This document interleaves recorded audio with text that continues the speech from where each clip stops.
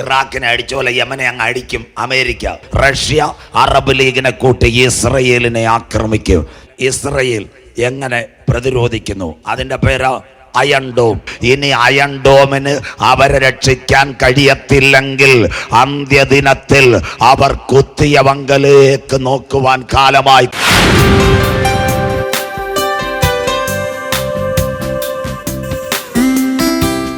Ezekiel പ്രവചനം 38:7. Russia, Arab league, ഇന്നത്തെ 57 ഇസ്ലാമിക രാഷ്ട്രങ്ങൾ ഇസ്രയേലിനെ ആക്രമിക്കുമോ? നിങ്ങളുടെ പത്രവാർത്തകൾ എസെക്കിയേൽ 38:7 വാക്യങ്ങൾ. യഹൂദൻ മടങ്ങി വരും, അന്തിമ ആക്രമണം, മൂന്നാമത്തെ പുറപ്പാട്. വായിക്കാം എസെക്കിയേൽ. ഒരുങ്ങിക്കൊള്ളുക, നീയും നിന്റെ അടുക്കൽ കൂടിയിരിക്കുന്ന സമൂഹമൊക്കെ ഒരുങ്ങിക്കൊള്ളുവീൻ. ഇന്നത്തെ റഷ്യയോടുള്ള ഹമാസിന്റെ പോരാളികൾ ചേർന്ന് കഴിഞ്ഞു. അടുത്തത്, നീ അവർക്ക് മേധാവിയായിരിക്കും. ഇന്നത്തെ ലോകത്തിലെ ഇസ്മായേലിലെ കൂടാരത്തിന്റെ മേധാവിയായ റഷ്യ വരുന്നു. അടുത്തത്, ഏറിയ നാൾ കഴിഞ്ഞിട്ട്, ലേറ്റർ ഡേയ്സ്, ഏറിയ നാൾ കഴിഞ്ഞ് നീ സന്ദർശിക്കപ്പെടും. റഷ്യ ഇസ്രായേൽ യുദ്ധം വരും. എവിടെ? വായിക്കാം. വാളിന് ഒഴിഞ്ഞു പോകുന്നതും ലോക രാജ്യങ്ങൾ ചിതറി. വായിച്ചാട്ടെ. പല ജാതികളിൽ നിന്നും ശേഖരിക്കപ്പെടുന്നതുമായ ഒരു രാജ്യത്തിലേക്ക് നീ ഒടുക്കം വന്നു റഷ്യ, അറബ് ലീഗ് ഒരു രാജ്യത്തിലേക്ക് വന്നു ചേരും. ബൈബിൾ പ്രവചനം വായിച്ചാട്ടെ. നിരന്തര ശൂന്യമായി കിടന്നിരുന്ന 48 മെയ് 14 വരെ മൂങ്ങ മൂളിയും അറബി ഒട്ടകം ഓടിച്ച് ഇന്ന് അത്തി തളർത്ത സ്ഥലം. വായിച്ചാട്ടെ. അത് ഇസ്രായേൽ പർവ്വതങ്ങളിൽ തന്നെ കരമുയർത്തിയാട്ടെ. അന്തിമ യുദ്ധം വരാൻ പോകുന്നു. ഇതാ യേശു പറഞ്ഞ ഈറ്റ് നോവിന്റെ ആരംഭം. ഇന്ന് രാത്രി സഹോദരങ്ങളെ, നിങ്ങളിരിക്കുമ്പോൾ 4 വാർ. 1 Russia Ukraine, 2 Israel Gaza, 3 Israel Syria, 4 Israel Lebanon, അടുത്തത് ചൈന അടിക്കാൻ റെഡി ആയിക്കൊണ്ടിരിക്കുക, തൈവാന്. ഇതെല്ലാം വരും. ചഞ്ചലപ്പെട്ടു പോയത് സംഭവിക്കണം. അങ്ങനെയെങ്കിൽ ലോകം 2 ചേരിയിൽ പടപട ഈ രാത്രി അവസാനിപ്പിക്കും. എസെക്കിയേൽ പ്രവചനം 38:5-6 വാക്യങ്ങൾ. റഷ്യയുടെ കൂടെ ആര്? നിന്നോട് കൂടെ. വായിച്ചാട്ട് മോനെ. അവരോടുകൂടെ ഒട്ടൊഴിയാതെ പരിചയം, തലക്കോരികയും ധരിച്ച പാഴ്സികൾ. ഇവർ 2 പേരും അഫ്ഗാനിസ്ഥാനും ഇറാനും. കേട്ടോണേ. കൂശ്യർ. തമിഴ് ബൈബിള് ക്ലിയറാ. തമിഴ് ബൈബിള് കൂശ്യറിന് എത്യോപ്യ എന്ന് എഴുതിയിട്ടുണ്ട്, പൂത്തിയർ ലിബിയ എന്ന് എഴുതിയിട്ടുണ്ട്. ഗോമരും അവിടെ നിൽക്കട്ടെ. ഇപ്പൊ രാജ്യങ്ങൾ ഒന്നിച്ചു. അതാ 57 ഇസ്ലാമിക രാഷ്ട്രങ്ങളുടെ കോൺഫറൻസ് കഴിഞ്ഞ ദിവസം സൗദിയിൽ. 1 പലസ്തീൻ സമ്മിറ്റ്, 2 OIC. അതിനകത്ത് നടന്ന സംഭവം. ഇവിടെ പേപ്പർ വായിക്കുന്ന, പഠിക്കുന്ന, പത്രം വായിക്കുന്ന, ബൈബിൾ വായിക്കുന്ന ചെറുപ്പക്കാരുണ്ട്. ഇസ്ലാം സമൂഹത്തിൽ 2 വിഭാഗമുണ്ട്. 1 സുന്നി, 2 ഷിയ. ഇവർ ജീവിതത്തിൽ ഒരുമിക്കത്തില്ല. പക്ഷേ ഇസ്രയേലിന്റെ വിഷയം വന്നപ്പോൾ ലോക ചരിത്രത്തിൽ ആദ്യമായി ഇറാനിലെ ഷിയായുടെ നേതാവ് സൗദി അറേബ്യയിൽ വന്ന് മക്ക മദീന പള്ളിയുടെ കസ്റ്റോഡിയനായ സൗദി രാജാവിന് കൈ കൊടുത്തെങ്കിൽ ഇന്ന് രാത്രി പറയണം, ഇസ്ലാം സമൂഹം ഒരുമിക്കുന്നു. അബ്രഹാമിന്റെ വീട്ടിൽ തുടങ്ങിയ അടിയുടെ പൂർണ്ണത ഇവിടെ വരാൻ പോകുന്നു. സ്വത്രം. ഇതിവിടങ്ങും അല്ല തീരാൻ പോകുന്ന ഭയങ്കര സംഭവം ലോകത്തിൽ വരാൻ പോവാ. 57 ഇസ്ലാമിക രാഷ്ട്രങ്ങൾ. ആരാ? അവരുടെ കൂടെ ഇറാൻ, അഫ്ഗാനിസ്ഥാൻ, അത് കഴിഞ്ഞിട്ട് വരുന്നത് കൂശ്യർ, പിന്നെ പൂത്തിയർ ലിബിയ, അത് കഴിഞ്ഞിട്ട് ഗോമേരും. യൂറോപ്യൻ യൂണിയൻ എന്ന് ഒരെണ്ണം കൂടെ ചാടും. അടുത്തതാ ഇന്നത്തെ തുർക്കി.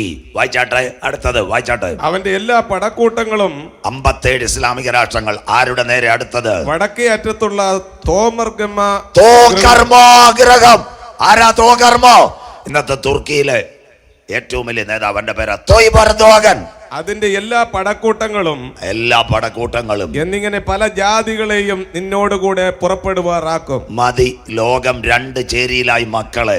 റഷ്യ ഇസ്രായേൽ പ്രശ്നത്തിൽ. അതാ നിങ്ങൾ കാണുന്നത്. Arab league. ആരാ? തുർക്കിയിലെ തൊയ്ബ് എർദോഗൻ. യേശു വരുന്നതിന് മുമ്പ് ഒരുവൻ വന്നു, സ്നാപക യോഹന്നാൻ. അതുപോലെ ആന്റി ക്രൈസ്റ്റ് വരുന്നതിന് മുമ്പ് വന്നിരിക്കുന്ന തുർക്കിയിലെ ലീഡറാ തൊയ്ബ് എർദോഗൻ. അവനാ കഴിഞ്ഞ ദിവസം പറഞ്ഞ ഇസ്രായേൽ ഭീകരരാഷ്ട്രമാണെന്ന്. സ്വത്രം. അവൻ അറബ് ലീഗിനെ കൂട്ടുന്നു. അങ്ങനെയെങ്കിൽ അവൻ ആദ്യം ഒരു പള്ളി പിടിച്ചു. പെന്തിക്കോസുകാർക്ക് അറിയാം. ഹാഗിയ സോഫിയ ഒരു പള്ളി തുർക്കി പിടിച്ചു. അന്ന് ദൈവം വിട്ടു. 2ാമത്തെ പള്ളി പിടിക്കാൻ പോയപ്പം തുർക്കിയെ ദൈവം അടിച്ചൊതുക്കി. ഭൂകമ്പം. 60,000 പേര് മരിച്ച്. യഹോവയുടെ വടി. മിണ്ടുന്നില്ലല്ലോ. വചനത്തോട് മറുതലിക്കുന്നവര്. ഇന്നലെ സങ്കീർത്തനം 50:22 വായിച്ചോല്. യഹോവയെ മറക്കുന്നവരെ ഇത് ഓർത്തുകൊള്ളുവേ. യഹോവ നിന്നെ കീറിക്കളയും. ആരും പിടിപ്പിണ്ടാകത്തില്ല. സ്വോത്രം. 60,000 പേര് മരിച്ചു. ഇന്ന് ലോകം 2 ചേരിയിൽ. കണ്ടില്ലേ ഹമാസിന്റെ വിഷയത്തിൽ? ഇന്ന് റഷ്യ ഹമാസ് പോരാളികളോടൊപ്പം, ഇനി ഞാൻ ഇവിടെ വന്നില്ലെങ്കിൽ പഴിഞ്ഞിപ്പാറ കാണാൻ പോന്നു. പലസ്തീൻ്റെ നേതാക്കൾ ആർക്ക് കൈ കൊടുക്കാൻ പോന്നു? റഷ്യയുടെ പ്രസിഡന്റ് വ്ളാഡിമിർ പുടിൻ. ബൈബിൾ ശരിയായല്ലോ അറബ് ലീഗിനോട്. അപ്പോൾ ഇസ്രയേലിനോട് ചേർന്ന് ആര്? ഇതെങ്കിലും കേട്ടിട്ട് കരമുയർത്തണം. നമ്മുടെ ബൈബിളിലെ തനിമ വായിക്കാം. എസെക്കിയേൽ 38:13. ഒരു വാക്യം കൂടെ കഴിയുമ്പോൾ എസെക്കിയേൽ 38:13 വായിച്ചാട്ടെ. ശെബ, യമൻ രാജ്യം, സൗദി അറേബ്യയുടെ കൂടെ കയറി നടക്കുന്ന ഹൂത്തി വിമതർ. സൗദിയിൽ ഒരു എണ്ണ കമ്പനി ഉണ്ട്. കേൾക്കാത്ത ചെറുപ്പക്കാരെഴുതിക്കുക. Arab അരംകോ company. അത് സൗദിയും അതുപോലെ അമേരിക്ക. അതിൻ്റെ മണ്ടയ്ക്കും ബോംബിട്ടുകൊണ്ടിരിക്കുക. എണ്ണവില പ്രശ്നം. അതുകൊണ്ട് ഇറാഖിനെ അടിച്ചോലെ യമനെ അങ്ങ് അടിക്കും അമേരിക്ക, എന്നിട്ട് കയ്യിലെടുക്കും. അടുത്തത് ദദാൻ. ദദാൻ എന്ന് പറയുന്നത് ഇന്നത്തെ ഏഡൻ രാജ്യം. അതിലെ നേരെ ഇസ്രയേലിലേക്ക് കയറാം. അത് കഴിഞ്ഞ് തർശീസ് വർത്തകന്മാർ. ആരാ? ഇംഗ്ലീഷ് ഭാഷ സംസാരിക്കുന്ന 5 രാഷ്ട്രങ്ങൾ. ആരൊക്കെയാ? America, Canada, Australia, Britain, Germany. ഈ വാർത്ത ചെറുപ്പക്കാർ കണ്ടു. ഇന്ന് ഇസ്രയേലിൻ്റെ ഹമാസ് വിഷയം വന്നപ്പം ആരാ ഓടിയെത്തിയ? അമേരിക്കയുടെ പ്രസിഡന്റ് ബൈഡൻ. കരമുയരുന്നില്ലല്ലോ. ഇതൊക്കെ കാണണം മക്കള്. അല്ല, ഇനി കാനാവിലെ കല്യാണം പറഞ്ഞിട്ട് കാര്യമില്ല. യേശു വരാറായി. സ്തോത്രം. രണ്ടാമത്തെ കാര്യം, ബ്രിട്ടനിലെ ഞാഞ്ഞൂല് ഋഷി സുനക് അവിടെ ഓടിയെത്തി. ഫ്രാൻസിലെ ഇമ്മാനുവൽ മാക്രോൺ, ഓസ്ട്രേലിയ, ജർമ്മനി. അതിൻ്റെ ഇടയ്ക്ക് പുട്ടിൻ്റെ ഇടയ്ക്ക് പീര ചേർക്കുന്ന പോലെ നമ്മുടെ മോഡി സാറും വന്ന് ബായി അമ്പി ആപ്കാ സാത്മേ തമ്പി നാനൻ കൂടെ ഇരിക്കുന്നത്. സ്വോത്രം. സന്തോഷമായില്ലയോ? ഇതൊക്കെ വായിക്കണം. അല്ലാതെ സ്വപ്നയുടെ സ്വർണം നോക്കിയിരുന്നിട്ട് ഒരു കാര്യമില്ല. സ്വോത്രം. ലോകം തീരാറായി. തിരുവനന്തപുരത്തുകാർ സ്വപ്നയുടെ സ്വർണം നോക്കിക്കൊണ്ടിരുന്നത് 1 ഗ്രാം നിങ്ങൾക്ക് കിട്ടിയോ മക്കള്? ബാംഗ്ലൂരിൽ ചെന്ന് നല്ല അൽപ്പകാമും കുഴിമന്തിയും തിന്നുന്നു. നമ്മുടെ സഖാവ് പിണറായി നവകേരളം നടത്തുന്നു. കണ്ടുകൊണ്ടിരുന്ന നിങ്ങൾ പെരുവഴിയായി. സ്വോത്രം. യേശു വരാറായി. ഇതങ്ങോട്ട് നോക്ക്. ബാക്കി പറയുന്നില്ല. സ്വോത്രം. ഇതൊക്കെ നോക്കി. ഇത് പേപ്പറിൽ നോക്കണം. ഇസ്രയേലുമായിട്ട് അടി തുടങ്ങിയപ്പം 5 നേതാക്കൾ ഡയറക്റ്റ് എന്ന് ഇസ്രയേലിന് കൈ കൊടുത്തു. ബൈഡൻ, അത് കഴിഞ്ഞിട്ട് ഋഷി സുനക്, ഇമ്മാനുവൽ മാക്രോൺ. പ്രധാനമന്ത്രി പോയില്ലേലും ഇവിടുന്ന് പറഞ്ഞൊരു കാര്യം കേട്ട് ഞാൻ നെഞ്ചത്ത് കൈവച്ചു പോയി. ഹമാസിൻ്റെ പോരാളികൾ ഇസ്രയേലിൽ കയറി. ശിംഷോൻ ബാസർ. അന്നേരം ഇന്ത്യയുടെ വിദേശകാര്യമന്ത്രി ജയശങ്കർ പറഞ്ഞ് ഇസ്രയേലിനെ പേടിക്കണ്ട, കാശ്മീരിൽ തുരത്തുന്ന കമാൻഡോകളെ വേണേ 2000 ഞങ്ങൾ അങ്ങോട്ട് വിട്ടുതരാമെന്ന് ഇന്ത്യയുടെ വിദേശകാര്യമന്ത്രി പറഞ്ഞതാ. ലോകം 2 ചേരിയിലല്ലേ അമ്മമ്മേ? യുദ്ധങ്ങൾ, യുദ്ധശ്രുതികൾ. എന്തിനാ റഷ്യ ഇസ്രയേലിനെ ആക്രമിക്കുന്നത്? അടുത്ത വാക്ക്, നീ കവർ ചെയ്ടുവാനോ. വായിച്ചാട്ട് മോനെ, നീ കവർ ചെയ്ടുവാനോ കൊള്ളയിടുവാനോ. റഷ്യ ഇസ്രയേൽ സംഭവം കവർ ചെയ്ടുവാനും കൊള്ളയിടുവാനും. കവർച്ച ചെയ്യുവാനും വെള്ളിയും പൊന്നും എടുത്തുകൊണ്ട് പോകുവാനും കന്നുകാലികളെയും ധനത്തെയും അപഹരിപ്പാനും ഏറ്റവും വലിയ കൊള്ള നടത്തുവാനും ആകുന്നുവോ നീ നിന്റെ സമൂഹത്തെ കൂട്ടിയിരിക്കുന്നത് എന്ന് പറയും. റഷ്യയുടെ നേതൃത്വത്തിൽ കഴിഞ്ഞ 2 വർഷമായി ഉക്രൈനെ ആക്രമിക്കുന്ന റഷ്യ സാമ്പത്തികമായി തകരുന്നു. മറ്റേത് കാരക്കോണം കുന്നത്തുകാലിലും 50 ലക്ഷം രൂപ കൊടുത്ത് കാരക്കോണത്ത് മെഡിക്കൽ കോളേജ് അഡ്മിഷൻ കിട്ടാത്ത പിള്ളേരെല്ലാം നമ്മുടെ പിള്ളേർ റഷ്യയിലായിരുന്നു. Ukraine, Georgia, Armenia. എത്ര പെൺപിള്ളേർ ഇവിടുന്ന് MBBS പഠിച്ച് ശൗര്യമാരും കൈ ഉയർത്തുന്നില്ല. സ്വോത്രം. നിങ്ങളുടെ വീട്ടിൽ നിന്ന് റഷ്യ പഠിക്കാൻ പോയ പിള്ളേരുണ്ട്. ഇപ്പം വല്ലവരെയും വിടുവോ? അയ്യോ വേണ്ട വെടിയ അവിടെ. സ്വോത്രം. കൈക്കൂലി ഇല്ല, രക്ഷപ്പെടുന്നില്ല. റഷ്യ തകരുന്നു. റഷ്യയിലെ ധനവാന്മാരുടെ പൈസ അമേരിക്കയിൽ കിടന്ന ബാങ്കെല്ലാം ഫ്രീസ് ചെയ്ത് കൊടുക്കുന്നില്ല. റഷ്യയിലെ കാർ കമ്പനി ഹോണ്ട തമിഴ്നാട്ടിൽ വന്ന് 23,000 കോടി മുടക്കി 2 ലക്ഷം പേർക്ക് ജോലി. സ്റ്റാലിൻ പറഞ്ഞ് കറണ്ടും വെള്ളവും പകുതി തരാം. ആരണ്ട് പറഞ്ഞ് കേരളത്തിൽ വരാം. കേരളത്തിൽ വരികയും ചെയ്യും. പ്രാർത്ഥിച്ചുകൊണ്ടാൽ മതി. സ്വോത്രം. അവിടെ റെഡിയായിക്കൊണ്ടിരിക്കുന്നു. അങ്ങനെയെങ്കിൽ സാമ്പത്തികമായി തകരുന്ന റഷ്യ ആരെ ആക്രമിക്കും? ജാതീയ യുദ്ധമല്ല റഷ്യയും ഇസ്രയേലും.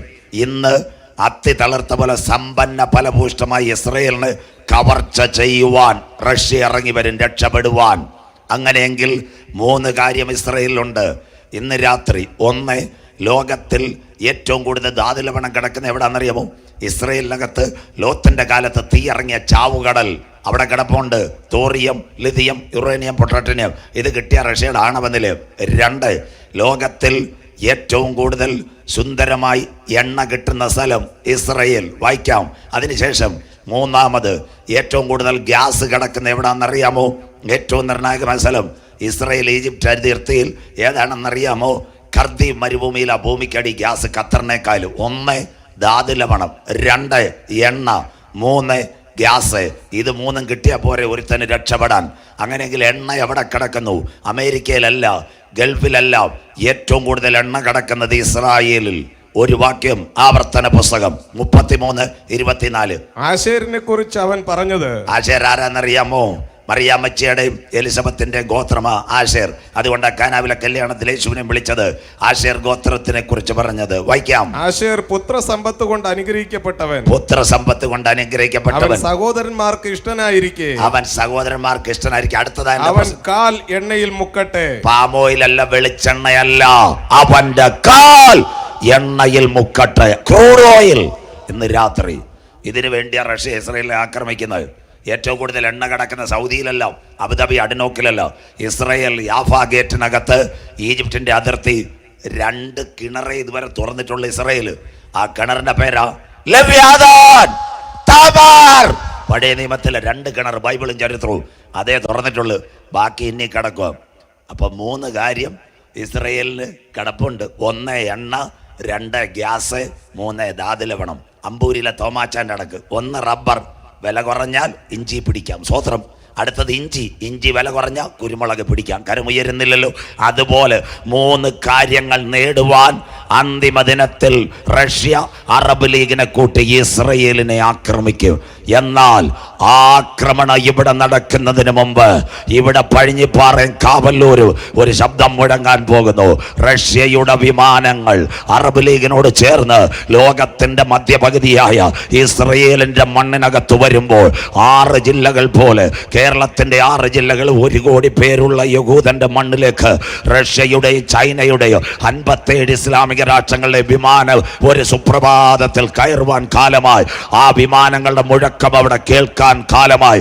ആ മുഴക്കം അവിടെ കേൾക്കുന്നതിന് മുമ്പ് മറ്റൊരു മുഴക്കം മധ്യാകാശത്തിൽ കേൾക്കും. കരമുയർത്തുന്നവർക്കായി ആ മുഴക്കത്തിന്റെ പേരാ കർത്താവ് തൻ ഗംഭീര നാദം, പ്രധാന ദൂതന്റെ ശബ്ദം, ദൈവത്തിന്റെ കാഹളം. ക്രിസ്തുവിൽ മരിച്ചവർ മുൻപേ ഉയർത്തെഴുന്നേൽക്ക്. ജീവനോടിരിക്കുന്ന നാം അവനെ എതിരേൽക്കുവാൻ ഈ തലമുറയിൽ എടുക്കപ്പെടും. ഇന്ന് രാത്രി ലോക സംഭവങ്ങൾ കരമുയർത്തിയാട്ട് മക്കള്. നമ്മുടെ പൗരത്വമോ റഷ്യയിലും ഇസ്രായേലുമല്ല, സ്വർഗത്തിൽ നിന്നാകുന്നു. കരമുയർത്തുന്നവർക്കായി അവിടെ നിന്ന് നമ്മുടെ വാഴ്ത്തപ്പെട്ട കർത്താവായ യേശു ക്രിസ്തു രാജാക്കന്മാരുടെ രാജാവായി മടങ്ങി വരുന്നു. നിന്റെ ദൈവത്തെ എതിരേൽപ്പാൻ ഒരുങ്ങിക്കൊള്ളുക. ഒരു വാക്യം. ഇന്ന് റഷ്യ എങ്ങനെ നിലനിൽക്കുന്നു, അല്ലെങ്കിൽ ഇസ്രയേൽ എങ്ങനെ പ്രതിരോധിക്കുന്നു, അതിന്റെ പേരാ അയൺ ഡോം. വായിച്ചിട്ട് മോനെ യെശയ്യാ പ്രവചനം 31:5. സയൻസ് പക്ഷി ചുറ്റിപ്പറന്ന് കാക്കുന്നത് പോലെ, പക്ഷി ചുറ്റിക്കറന്ന് കാക്കുന്നത് പോലെ സൈന്യങ്ങളുടെ യഹോവ യെരൂശലേമിനെ കാത്തുകൊള്ളും. മതി, നിർത്താം. ഇന്ന് രാത്രി ശരീരം ഇറങ്ങി മകളെ, ബാക്കി നാളെ പറയാം. ശബനെ, എന്താ കാര്യം? പക്ഷി ചുറ്റിക്കറക്കുന്ന പോലെ. ഈ കഴിഞ്ഞ ദിവസം, നാളെ ഗാസ ഇസ്രയേലാ. കഴിഞ്ഞ ദിവസം നടന്ന സിംജത്തോറ സൂക്കോത്തിലെ അക്രമ ഇന്ന് രാത്രി കേട്ടോണേ. ഇതുവരെ ഇസ്രയേലിനെ കാത്തൊരു സംവിധാനമാ അയൺ ഡോം. പക്ഷി ചുറ്റിക്കറക്കുന്ന പോലെ. എന്താ അയൺ ഡോം? ചെറുപ്പക്കാർ നോട്ട് ചെയ്യണം. ഇസ്രയേൽ അമേരിക്ക ജോയിന്റ് വെഞ്ചർ അവന് അയൺ ഡോം $50 ലക്ഷം, ഏതാണ്ട് 3500 കോടി എങ്ങാണ്ട ഒരെണ്ണത്തിന്റെ തന്നെ വില. ഭയങ്കര സാധനമായ. ഇതിന് 5 കാര്യമുണ്ട്.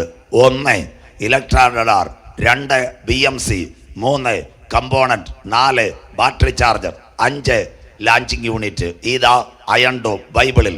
ഇന്ന് രാത്രി കൗരവർ പാണ്ഡവർ യുദ്ധം. ആകാശത്തിൽ ബ്രഹ്മാസ്ത്രം, ആഗ്നേയാസ്ത്രം തങ്ങളിൽ അടിക്കും. തീർന്നില്ല. അത് കഴിഞ്ഞതിന് ശേഷം അടുത്ത കാര്യം. പണ്ട് സദാം ഹുസൈൻ കുവൈറ്റിനെ ആക്രമിച്ചു.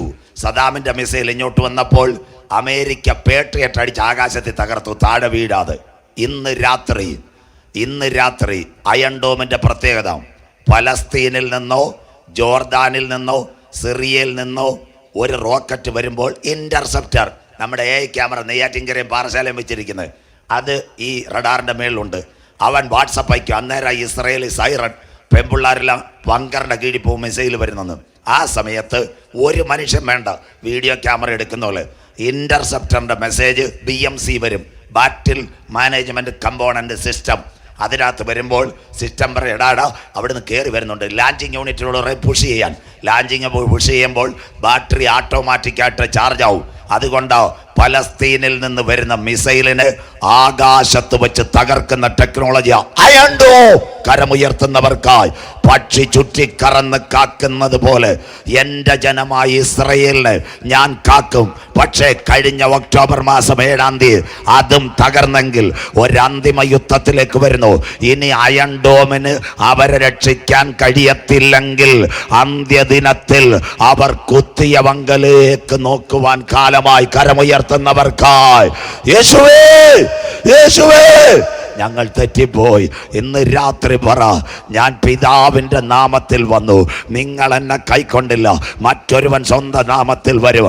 അവൻ വരുന്നതിന് മുമ്പ് എൻ്റെ നാഥൻ്റെ കാൽ ഒലിവുമലയിൽ ചവിട്ടാറായി.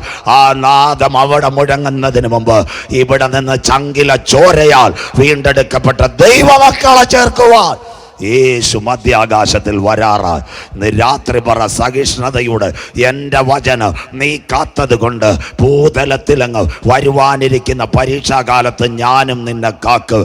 ഇതാ ഞാൻ വേഗം വരുന്നു. നിന്റെ കിരീടമെടുക്കാതിരിപ്പാൻ തക്കവണ്ണം, ആര് കവർച്ച ചെയ്യാതിരിപ്പാൻ ഇന്ന് രാത്രി നിനക്കുള്ളതിനെ മുറുകെ പിടിച്ചുകൊള്ളുക. ആത്മാവ് സഭകളോട് പറയുന്നത് ഇന്ന് രാത്രി ചെവിയുള്ളവൻ കേൾക്കട്ടെ.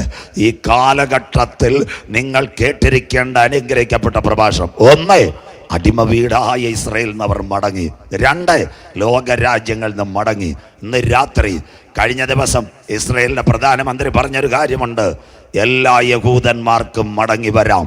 അരിപ്പ കൊണ്ടരിക്കുന്നത് പോലെ ഇസ്രായേൽ ജനത്തെ ലോക രാജ്യങ്ങളുടെ ഇടയിൽ ഞാൻ അരിക്കും, ഒരു മണി പോലെ ശേഷിക്കാതെ അവർ മടങ്ങി വരുന്നെങ്കിൽ ഇന്ന് രാത്രി പറ, അവരുടെ ഭ്രംശം ലോകത്തിന്റെ നിരപ്പിന് ഹേതുവായെങ്കിൽ അവരുടെ അംഗീകരണം മരിച്ചവരുടെ ഉയർപ്പിന്. ഇന്ന് രാത്രി നിർത്താൻ പോവാം. ഒരു വാക്യം നാളെ വായിക്കാം മോനെ. വയ്യ ശരീരം. ഇന്ന് രാത്രി ഇത്രയും വചനം കേട്ടിട്ട് ഇതുവരെയും കർത്താവായ യേശു ക്രിസ്തുവിനെ രക്ഷിതാവായി സ്വീകരിക്കാത്ത ആരെങ്കിലും ഉണ്ടോ? നിർത്താൻ പോകുന്നു. പ്രിയപ്പെട്ടവരെ, നല്ലൊരു വീട് എവിടെ? നമ്മുടെ കാവല്ലൂർ. ഒരു ചെറുപ്പക്കാരനും ഒരു ചെറുപ്പക്കാരിയും. അവർ വിദേശ രാജ്യത്തായിരുന്നു. അവർ മടങ്ങി വന്നു, മക്കളില്ല. 38, 36. അവരെങ്ങതൊക്കെയോ ടെസ്റ്റ് എടുത്തു, ലാപ്രോസ്കോപ്പി, ഗൈനക്കോളജിയെ കണ്ടിപ്പോൾ ഒരു കുഞ്ഞിനെ കിട്ടി. നാടൻ ഭാഷ, 2 വയസ്സുള്ള കറുത്ത കരിക്കട്ട് പോലൊരു കുഞ്ഞ്. അവർ 3 പേരും എവിടെ കിടന്നു? ഉച്ചയ്ക്ക് ഒരു ദിവസം വീട്ടിനകത്ത് ഭക്ഷണം കഴിച്ച് ഉറങ്ങാൻ കിടന്നു. ഒരു ബെഡിൽ, നല്ല വീട്, കമ്പ്യൂട്ടറെ, കാറ്. 3:30 ആയപ്പോൾ 2 വയസ്സ് കറുത്ത കൊച്ചിനെ തലയണയോട് ചേർത്തിട്ട് ചെറുപ്പക്കാരും പറഞ്ഞു, തോട്ടത്തിൽ പോയി വെള്ളമടിക്കാം, കുറച്ച് കഴിഞ്ഞ് മടങ്ങി വന്ന് കൊച്ചിന് ചായ ഇട്ട് കൊടുക്കാം. അവർ തോട്ടത്തിൽ വെള്ളമടിക്കാൻ പോയി. 15 മിനിറ്റ് കഴിഞ്ഞപ്പോൾ നാട്ടുകാരുടെ നിലവിളി, പോക. ചെറുപ്പക്കാരി ഓടി വന്നു. നോക്കിയപ്പോൾ ഷോർട്ട് സർക്യൂട്ട്, വീടിന് മുഴുവൻ കത്തിക്കൊണ്ടിരിക്കുന്നു. നാട്ടുകാർ പറഞ്ഞ്, അകത്ത് കയറരുത്, നിങ്ങളും മരിച്ചു പോകും. ചെറുപ്പക്കാരും പറഞ്ഞ്, ഇനി ഞങ്ങൾക്കൊരു കുഞ്ഞിനെ കിട്ടത്തില്ല. വെളിനാട്ടിൽ പോയി ഇത്രയും സംവിധാനം ഉണ്ടാക്കി ട്രീറ്റ്മെൻറ്റ് ഒരു കുഞ്ഞിനെ കിട്ടി, ഞങ്ങളുടെ കുഞ്ഞ് മരിച്ചു കാണത്തില്ല. ആ സമയം ചെറുപ്പക്കാരും കൈ കൊടുത്തു. മക്കളെ പുറത്തുനിന്ന് കൈ കൊടുത്ത് നാട്ടുകാരോട് പറഞ്ഞ്, ആരൊക്കെ തടഞ്ഞാലും ഞങ്ങൾ വീട്ടിനകത്ത് ഓടിക്കയറ്. അവർ 2 പേരും കരം കൊടുത്ത് കത്തുന്ന വീട്ടിനകത്ത് വാതിൽപ്പാളികൾ ചവിട്ടിക്കൊണ്ട് നേരെ അകത്ത് കയറി. സ്വന്തം രക്തത്തിൽ പിറന്ന കുഞ്ഞിനെ വാരിയെടുത്തു. അല്പം പൊള്ളലുള്ള കുഞ്ഞുമായിട്ട് ഒറ്റച്ചാട്ട് പുറത്തു വന്ന് നാട്ടുകാരോട് പറഞ്ഞു, അല്പം പൊള്ളലുണ്ടെങ്കിലും കുഴപ്പമില്ല, വീട് കത്തട്ടെ, കാറ് കത്തട്ടെ, കമ്പ്യൂട്ടർ കത്തട്ടെ, വിഷയമില്ല. ഞങ്ങളുടെ ചങ്കില ചോരയിൽ പിറന്ന കുഞ്ഞിനെ ഞങ്ങൾക്ക് ജീവനോടെ കിട്ടിയെങ്കിൽ ഇന്നേക്ക് 2000 കൊല്ലങ്ങൾക്ക് മുമ്പ് കാൽവരിയുടെ കൊലക്കളത്തിൽ പാപത്തിന്റെ പരിഹാരത്തിനായി 136 മുള്ളുള്ള കിരീടം അടിച്ചിറക്കിയെങ്കിൽ അവന്റെ നെഞ്ചിനകത്ത് പടയാളി കുത്തിയിറക്കിയപ്പോൾ 6 ലിറ്റർ രക്തം മാനവകുലത്തിന്റെ പാപത്തിന്റെ പരിഹാരത്തിന് വേണ്ടി കാൽവറിയിൽ ഒഴുക്കിയെങ്കിൽ അവന്റെ ചങ്കില് ചോരയാൽ കഴുകൽ പ്രാപിച്ച ദൈവമക്കളെ ചേർക്കാൻ യേശു വരാറായി. നിന്നുള്ള ആകാശവും ഭൂമിയും ദൈവം തീക്കായി സൂക്ഷിക്കുന്നു. അതിൻ്റെ നടുവിൽ നിന്ന് തൻ്റെ സഭയെ ചേർക്കാൻ യേശു വരാറായി. അവസാനിപ്പിക്കുവാൻ പോകുന്നു. പഴയ നിയമത്തിൽ ഒരു പൈതൽ പാപം ചെയ്താൽ അവനെ എന്ത് ചെയ്യണം? പാളയത്തിനകത്ത് കൊണ്ടുവന്ന് കല്ലെറിഞ്ഞ് അവനെ കൊന്നുകളയണം. അതാ ന്യായപ്രമാണം. പുതിയ നിയമത്തിൽ ഈ വാക്ക് ശ്രദ്ധയോടെ കേൾക്കണം. ഒരപ്പൻ്റെ മകൻ പാപം ചെയ്തു പോയി. കയ്യിലുള്ള കാശും അപ്പൻ്റെ ഓഹരിയും മേടിച്ച് അവൻ യാത്രയായി. എവിടെ? അന്യദേശത്ത്. കൂട്ടുകാർ, സമ്പത്തും ധനവും എല്ലാം പോയി. അവസാനം അവൻ പന്നിയുടെ കൂട്ടത്തിൽ വന്ന് വീണു. ആ പ്രസംഗം, ആ ഭാഗം കേട്ടോണം. ഇടാൻ അവൻ്റെ ഒരു ഉടുപ്പ് പോലും ഇല്ല. 2 കൊല്ലമായിട്ട് അവ ഒരു ഉടുപ്പായിട്ട് കിടക്കുക. പന്നി വാളവര മറിച്ച് കഴുകിയിടാൻ പോലും വയ്യ. അങ്ങനെ ഇരുന്നപ്പം പണ്ടവിടോ കവലപ്രസംഗം കേട്ട് അവൻ അപ്പൻ്റെ ഭവനത്തെപ്പറ്റി ഓർമ്മ വന്നു. ഇനി ആ പ്രസംഗം എന്താ ചെയ്തത്? അവൻ ആരോടും ചോദിച്ചില്ല. വചനം കേട്ട് അകത്തളത്തിൽ ചലിക്കുന്നവൻ ആരോടും ചോദിക്കാതെ നിത്യതയ്ക്ക് വേണ്ടി എഴുന്നേറ്റ് വരും. ആ കര ഉയർത്തിയാട്ടെ. സ്വോത്രം. ഒരു ദൈവദാസൻ്റെ മുൻപിൽ പോലും വന്നില്ല. പഴയ വചനം അവനിൽ ക്രിയ ചെയ്തു. ഇനി അടുത്തത് യഥാർത്ഥ ബൈബിൾ. മുടിയമ്പത്തൻ്റെ കഥ ഇതാ, എനിക്ക് പ്രസംഗിക്കാൻ സമയമില്ല.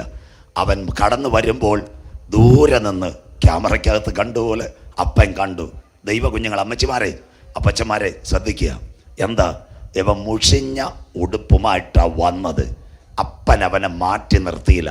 2 വർഷം പന്നിയുടെ കൂട്ടത്തിൽ, മദ്യപാനത്തിൽ, മയക്കുമരുന്നിൽ, ലോകത്തിൻ്റെ വെറുക്കൂത്തിൽപ്പെട്ട ഒരു ഉടുപ്പുമായിട്ടാണ് അവൻ വന്നത്. കേൾക്കുന്നവർക്കായി.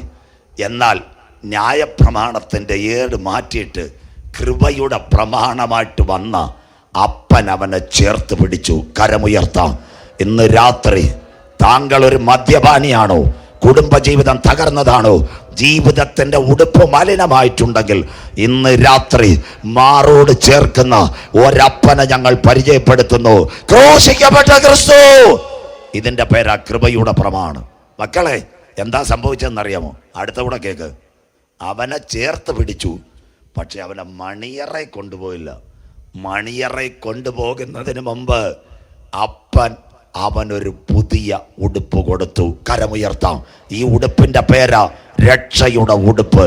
കരമടിച്ച് ദൈവത്തെ ആരാധിച്ചാട്ടെ. ഇന്ന് രാത്രി പാപത്തിൽ വീണുപോയ, മദ്യപാനത്തിൽ വീണുപോയ, മയക്കുമരുന്നിൽ വീണുപോയ, കുടുംബജീവിതം തകർന്നു പോയ ആരെങ്കിലും ഉണ്ടെങ്കിൽ ഇന്ന് രാത്രി നിന്റെ മലിനമായ ഉടുപ്പുമായി താതന്റെ സന്നിധിയിലേക്ക് വന്നാൽ ഇന്ന് രാത്രി നിന്നെ പുതിയ ഉടുപ്പ് ധരിപ്പിച്ചു മണിയറയിൽ കടത്തും.